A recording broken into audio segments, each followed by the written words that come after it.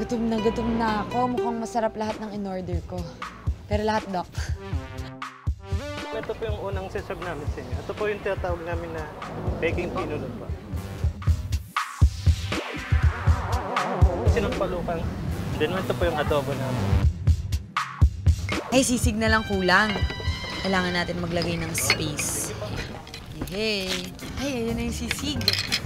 Ito naman po yung tinatawag namin ng duck sisig. Thank you po.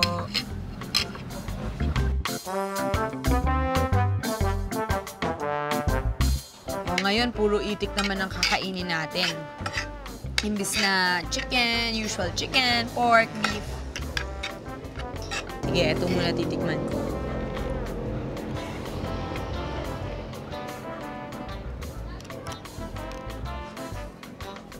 Kakainin ko to.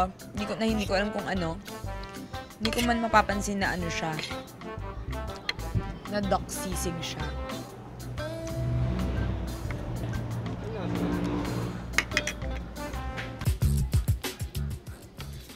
It's so soft. Sobrang lambot niya. Parang ano.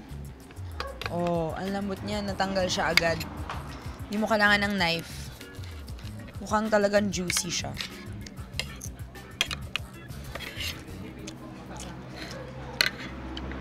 Mas gusto ko to kaysa sa fried chicken. Hindi na nga kailangan ng sausawan eh. Malasa na siya.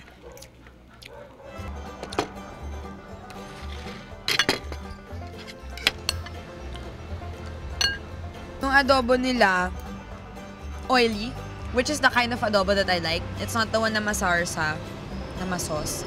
Tapos, may sili din siya, so I assume na maraming bawang.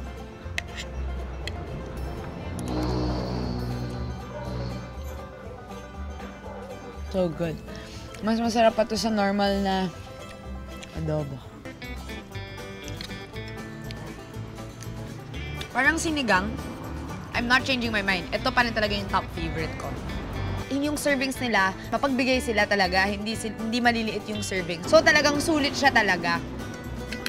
Hindi mo kailangan gumastos na malaki para kumain talaga ng sobrang masasarap na pagkain.